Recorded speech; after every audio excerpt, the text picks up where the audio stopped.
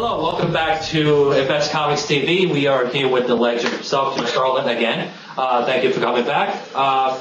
Jim, would you like to start things off? Sure. Last time we talked a little bit about Dreadstar and where it ended up finally at Malibu Comics. But while at Malibu, you had another project called Breed and its sequel, Breed 2. I just wanted to talk a little bit about that project. It was probably my most favorite character, actually. Breed is more so than Dreadstar or Thanos and stuff like that. There's more of me in that story than any other thing I've ever worked on. I'm now working on Breed 3 for Image Comics. It'll be coming out in May. And I'm having a great time with it. Like I said, I'm having to work a lot harder than I had planned because of the back. But I'm just having a marvelous time with it.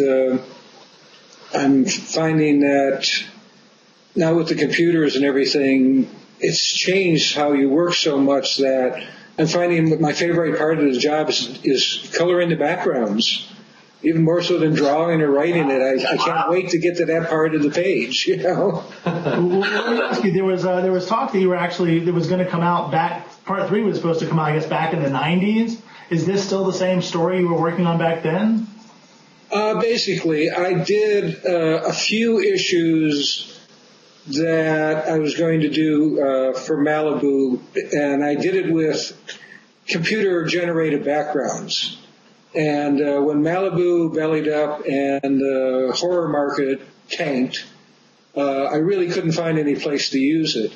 And I talked to Image a couple of times over the years, and they didn't like the computer backgrounds, and I got busy with other things, and now I've finally gotten time to work on it, and I agreed with them finally on the computer backgrounds. I've tossed them all out, and I'm working on coming up to the halfway point on issue 5.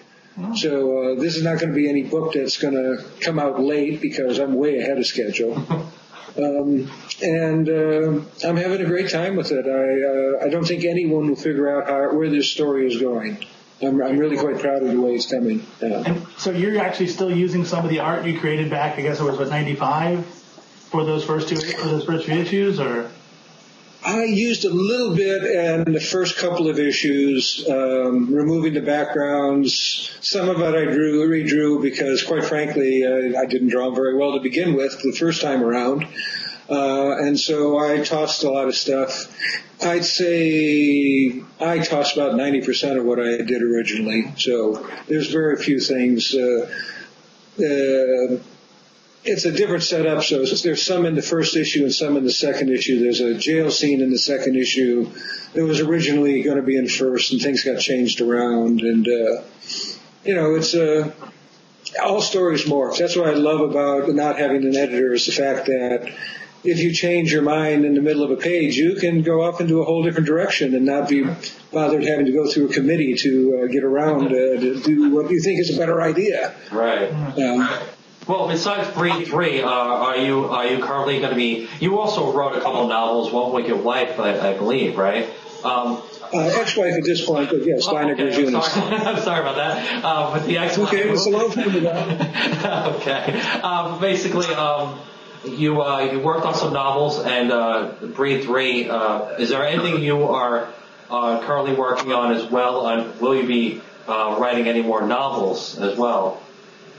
I have one novel I finished called Lasgood's Boys, and then when I got done with it, I realized that I had a story I wanted to tell before I did this. So Lasgood's Boys has gone on the shelf, and now what I'm working on is a story called Hardcore Station Revisited, which will run in a serialized form in this magazine called Saga that'll be coming out from IDW sometime in the next year.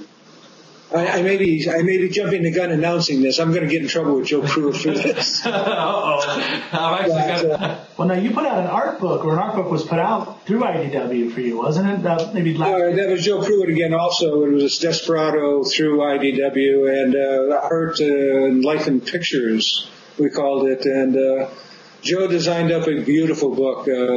we actually have sold out the first edition already. Wow. And we're going back, and it'll be coming out as soon as it gets back from Korea with a new cover on it, so we'll have a second edition coming out eventually. And I also know I think you're soliciting the collected edition of the first Breed as well. That's coming out too, correct? The first and Breed 2 is also coming out. It'll come out 2 months later. Breed will be out in May along with the first issue of Breed 3, and then Breed 2 will be out 2 months later, at the same time Breed 3, number 3 comes out. All these numbers get confusing. One question I was just thinking about. Your vast career, is there anything that basically any character or villain that has eluded you as far as you can say, wow, I wish I would have written that character. I wish I could have changed that character a little bit the way I think. Say Spider-Man. I think he did one issue of Spider-Man or something like that. And he's an amazing Spider-Man. Do you ever feel as though you ever wanted to tackle a character that you never really had a chance to, or a villain for that matter? Or is it just, hey, I did Dread Star, I'm happy with what I did, and, and that's it, I'm moving on? No, I did just about everybody at one point or another. I may have liked to have done some stuff with the Green Lantern that I never got a chance to because there was always somebody else writing the book, and but even that is not much of that's not like a burning desire. I'm much happier doing my own stuff right now. I find working with corporate comics really restricting. They want the plot all nailed down before you ever start. Too many committees, too much connecting up with other comic books or miniseries. The story is very devaluated in that kind of form, so I'm much happier just doing what I do now. Well, speaking of connecting up, where can the fans see you at? I know Jay caught up with you at the Miami Comic Con. Any conventions coming up you're planning on doing? I'm going to be in Pittsburgh April 15th through 17th. This summer I'm doing a lot because I'm promoting Breed. I'll be at the Wizard shows in Chicago and Philadelphia. Montreal in September. Who am I missing? I'm missing somebody. You're missing Florida. I already did Florida a few weeks back, Miami. Yeah, there'll be a couple of them over the summer, but I'm sure I'm missing one or two there. But I'm going to be in Charlotte. I love Charlotte. Oh, sorry, Charlotte. I'll be there. The sister city of Benghazi. Yes. Oh, the Heracon? Oh, that's great. Oh, Martin will be at the Heracon. Sure, cool. I'll catch up with you there. And where can fans find you on the internet if they're looking to get some Jim Starlin news? I leave my Facebook open to everybody. I can't get any new friends because I've hit my 5,000 mark. But you can leave messages or complain that you're not a friend, or what can I say? I got rid of the website because there was more problems than it was worth. I don't sell anything, so the Facebook is a good way just to send things out. In fact, I'm going to be putting a special message on the Facebook about Breed tomorrow. Oh, very nice. Okay, cool. We'll be looking for that. Everybody look. Yes, we definitely will. Really quick, at the recent MegaCon, this past Orlando MegaCon, there's an artist, claiming to be an artist, Rob Granito, who basically was swiping covers, swiping artwork from various artists, Ethan Van Sciver, George Perez, who else? June Bob Kim, all sorts of people. All sorts of people. And basically, by swiping, you mean copying, right? Copying, yes. Basically copying the people's work and putting his name on it. Basically erasing Jim Starlin or whoever and putting his name on it, saying, look what I did. Ethan Van Sciver basically went to his table at the MegaCon in Orlando and basically called him out on it. Well, I want to ask your opinion as far as, or your take on it, as far as people swiping work like that and basically making money off of what you've done for years, and your hard work is basically going into this person's pocket. I just want to know what you felt about that. Well, I'd say it was wrong, but it's really a gray area because, I mean, as long as this business has been around, there's been artists who have been working professionally who have made a living out of swiping other people's artwork and passing it off as their own. I don't think there is an artist in the business who at some point or another hasn't, to make a deadline has not grabbed a Line-Decker book or something like that and, copied a figure to make it easier to get a deadline done.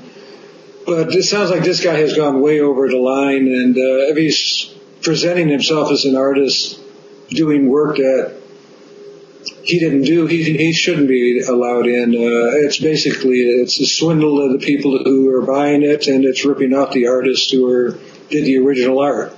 Yeah, But sounds like he needs some professional help also. Yes, exactly. Yes, absolutely. Well, I think we're almost out of time here. Yeah, exactly. Jim, thank you so much, and thanks so much for your time. Really appreciate it, Jim. We will look for Breed 3 and everything else that you're doing, and we'll look for you at the cons as well, okay?